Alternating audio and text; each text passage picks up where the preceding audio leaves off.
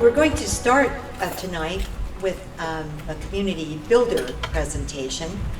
A few years ago, we initiated this award, this recognition, in order to acknowledge the remarkable contributions that some people in our community make to this area, to the Fraser Valley and to Abbotsford.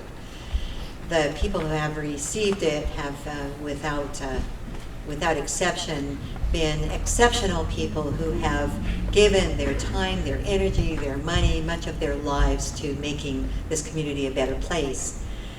The recipient of our award tonight is Dave Holmberg, and I would like to ask the Abbotsford Community Services manager, Richard Eichmann, to make this presentation. Thank you, Virginia. The man I'm about to introduce doesn't need this thing at all, as you'll find out. And you kind of stole my thunder a bit because you introduced the guy, and I was hoping to do that, but never mind. Here we go. For those of you who don't know me, my name is Richard Eichmann. I'm one of the managers at Recycling, and it's my great pleasure to present the Community Builders Award this evening. The recipients of this award have shown exemplary leadership in making Abbotsford Community Services a better place to be, and larger, Abbotsford as a community a better place to live. Whether public, private, or nonprofit, their initiatives focused on the public good and the quality of life. In order to present this award, I'm going to ask for your patience for just a bit and then present this award with a bit of a twist. Although recycling has been part of Abbotsford Community Services since the early days, we have faced different issues than most of the agency throughout the years. Our life revolves around the environment, processing tonnage, conducting ourselves fiscally more like a business than a non-for-profit agency. Tons per hour, prices per ton, product throughput are just some of the terms which we banty about in the normal course of a day. In the early days, recycling was started as a work program for adults with developmental disabilities. The first recycling depot was opened by Community Services on Peardenville Road with all manual labor and one tiny small orange forklift. As the program grew, the amount of material to be processed also grew, and we had need for another small machine. A 743B was purchased. Now, most of you don't know what a 743B is. There's a man in this room who can tell you not only tell you what a 743B is, but he can tell you how many gallons per minute the hydraulic system puts out, its turning radius, maximum lift height, and carrying capacity, and a host of other things about the 743B. 743B is a Bobcat. It was a very long time ago, and now fast forward to the present. We operate 5 Bobcats in our plant. In addition, there's one parked at my place. Not one of theirs, but one of mine. So we're talking about approximately 20 years where we've got to know the man that I have the honor of introducing. Not only have we gotten to know him, but also his family, as they've worked alongside their father in the family business called the Bobcat Country and Vermeer Sales, almost as big as mouthful as Abbotsford Community Services. Some of his past achievements have included, and I'll only give you a sampling because otherwise I'll be here all night, over the years. One of them is Crime Stoppers, Ducks Unlimited. He's been the campaign manager for Dave Candle. He's been the campaign manager for Michael DeYoung. He's worked at fundraising and support for the Salvation Army, Abbotsford Community Services fundraising, the Abbotsford Hospice Society, very dear to his heart, as you'll find out in a minute, Big Brothers and Big Sisters, Agri-Fair. He's been on the board of directors for 2 years. He's also been involved in restorative justice, been on their board of directors, and most recently he's helped develop the Discovery Trail, which goes through Abbotsford from one end to the other. Currently, he's retired, right? Currently, he sits on he's the director and chair for the Abbotsford Airport Authority. He's the director for the Abbotsford Economic Development Board. He's also a director for the Abbotsford Chamber of Commerce. He's a member of the Abbotsford Executive Association. He's a busy guy. Now, before I wrap this up, I just want to add a twist. This man's 2 sons, of which Phil is present here tonight as well, and his lovely wife, were part of the family business and worked alongside their father for many years. For us at Recycling, these 2 sons were the front line for our daily business contacts with Bobcat Country. Sadly, one son passed away in 2011 after a heroic battle with cancer, leaving a void which still hurts today. So the twist is this. I want to introduce you the recipient of our Community Builders Award 2012, Mr. Dave Holmberg, and in memory, Dave Jr., his son.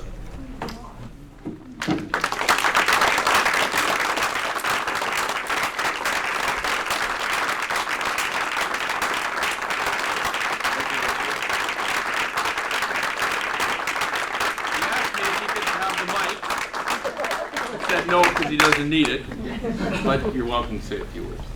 Thank you, Richard. Abbotsford Community Services goes back a long way with me. From Penny in your department and looking after children and the way you look after children and the way you do things in this community for everyone. You do it all. In my life experiences, and I'm going to go back a little bit because Joe's here and this is going to be something he'll enjoy hearing. When we were in business in the early 1980s, selling Bobcat loaders and what we do, we had a lot of theft going on in our operations. And so we did some sting operations, and I was influential in starting Crime Stoppers in our community. Also during the 1980s, I play golf, and I love to play golf at our wonderful Ledgeview Golf and Country Club, by the way. I played with my friend Jim Murphy, who was a deputy Minister of Corrections for the Western region of Canada.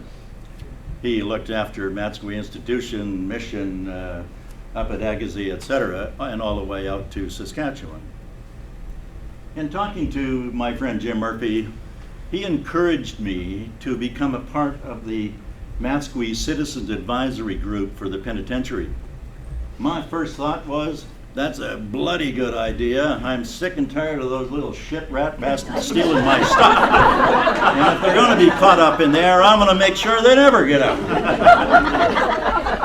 Well, that was my attitude, and that truly was my attitude. And I get in there and I'm chairing the Citizen Advisory Group for the Matsqui Penitentiary, and I meet all kinds of inmates within the penitentiary. Subsequently, because of my loud mouth and my reputation, I soon become chair of the Matsqui Citizens Advisory Group. And then some of you will recall when we had Sumas Center here in our community, there was a real problem with what they were attempting to do with gradually releasing inmates in our community. It did not work out very well, and I certainly, along with Dave Candle, were privy to what was going on there, and we helped close that operation down because it wasn't right. But one of the things that did occur to me, and I sat on some very serious inquiries into corrections, and I had to travel to Agassiz, to a high-profile prison, and meeting all of these young fellas in there that were incarcerated. In meeting these guys, and I have to tell you that I'm also first vice president of the Abbotsford Air Show Society. The interesting thing was the average age of Canadian military pilots was 28.1 years of age in Canada. The average age of the inmates up in Kent was 27.9 years of age. There was something terribly wrong here. Something went wrong with their lives. Something terrible went wrong with their lives. And I have to tell you that with the experience in talking to these young people, I find out that it was childhood rearing with parents, with teachers, with lack of authority, with lack of respect of authority, was really the problem. When you can talk to a young man that has done things that you haven't even seen on television yet, that's 28 years old, that I have the privilege of reading his whole profile, I'm telling you, there is something terribly wrong. when I talked to him about his life and how he got there, and then talked to him about his sister and his mother, and he starts crying with me in this little block room. As a result of that kind of experience of my life, I became very involved with starting restorative justice in this community. In this community, it was very important that you attach yourself and get somebody to attach themselves to young people in that 10 to 13 age group. Whether they be male or female, I tell you, it doesn't matter. Those young people need somebody to have respect for, that they can listen to and clearly understand. And when they get into that little bit of trouble, which we all, if it happens to us, it's serious, but it's a little bit of trouble, believe me, compared to those young fellas in Kent. You can do something about it. And restorative justice is what that's all about. Joe is here today to talk to you about some other issues of life, and I'm sure it relates somewhat to what I have had to say. But my pleasure to live in this community is great. It's great because we really have created something great in our community, of a population of people that give back to its community. And I thank you for allowing me to be associated with this community service, and you, Richard, and the great job that you and Walter Petkow and all your people do. I thank you very much for that, and I sincerely thank you for inviting me here today. Thanks very much.